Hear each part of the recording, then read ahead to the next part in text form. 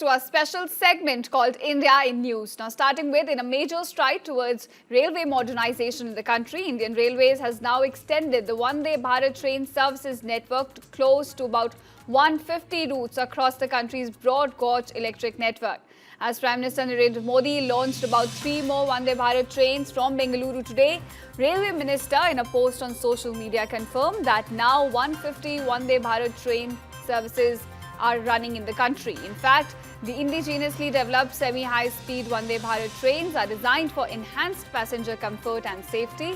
These trains are equipped with Kavach collision protection, automatic plug doors, sealed gangways, mini pantries, and also with revolving seats in executive class. In fact, special provisions for the people who are disabled have also been taken into account, and CCTV surveillance are also added to the upgraded experience. Now, in a written submission in Rajya Sabha on August 7th, the Railway Minister had submitted that numbers speak volumes, as more than 3.9 crore passengers across the country have boarded Vande Bharat trains in just the last 2 financial years. Now, that is 3 crore in financial year 2024 to 2025 and another 93 lakh till June this year. Remember, the Vande Bharat push is also aimed at decongesting high-demand routes while maintaining affordability, speed and safety, and also signalling a clear commitment to next-gen rail travel in India.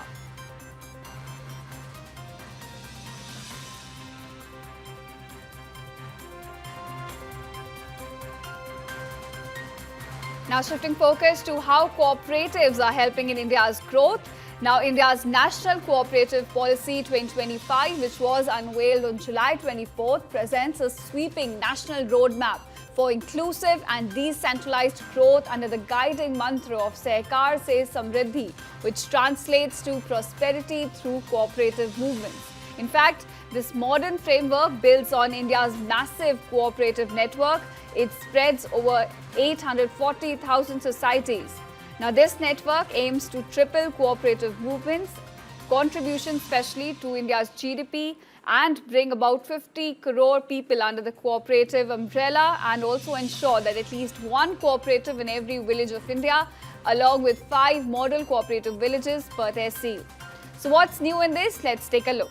Now, this policy, viewers, expands the cooperative footprint into emerging sectors, including tourism, taxi services, insurance, and also green energy, while investing in digital transformation, transparency, and youth engagement. So clearly, a lot of critical and new sectors now being taken into this umbrella of cooperative sector.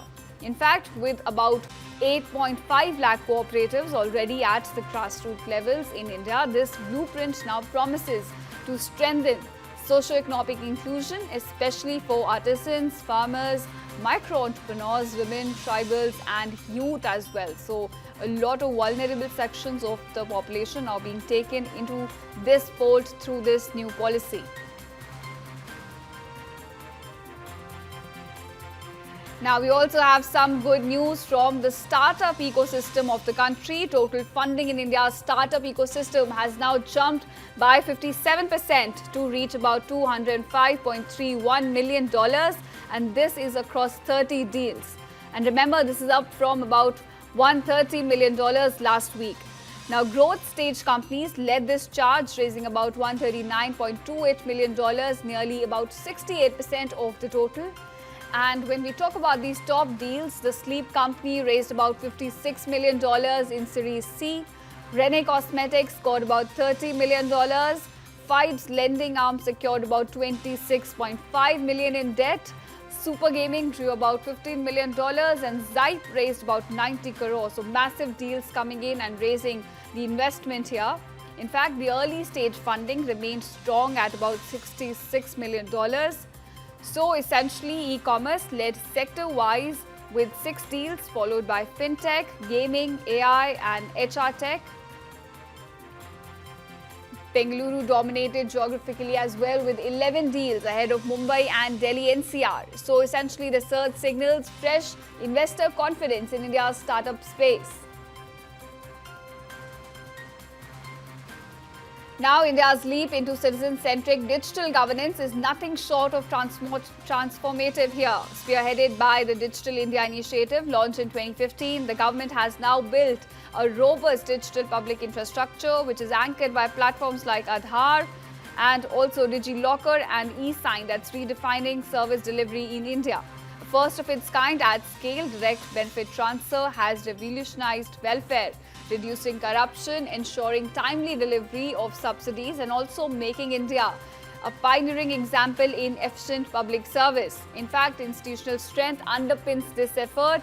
We have different bodies like Digital India Corporation, NIC, NISG, and also the Digital Brand Identity Manual, all spearheaded by the Ministry of Electronics and IT. It's boosting accountability, streamlining digital literacy, and also creating user-friendly interfaces. Now, viewers, this impact is deeper than technology. E-governance has also raised transparency, efficiency, accessibility, and inclusivity as well. In fact, India's digital transformation isn't just local, it's also global, with India's tag service serving now as a blueprint for nations across Asia, Africa, and Latin America as well. Notably, UPI is being expanded rapidly, with pickup happening in different countries like Namibia and Trinidad and Tobago, underscoring India's role as global digital investor. In fact, shifting focus now, Tesla is shifting gears in India, set to open its second showroom now in New Delhi. And this will happen on Monday, August 11, just days after officially entering the market through Mumbai, the financial capital of India. Now, curious locals got a sneak peek on Sunday, catching glimpses of the electric giant's sleek Model Y. Remember, this model starts at about $69,000 according to Tesla's website. And this move follows Tesla's first showroom, which was launched in July in Mumbai, as the EV leader now accelerates into a market still dominated by diesel and petrol cars. Remember, India, the world's third largest car market, has been slow to adopt EVs, with limited charging infrastructure remaining a key concern for buyers across the country. But Tesla now enters a high voltage race with competing with German luxury brands such as BMW and Mercedes-Benz for a slice of India's premium electric segment.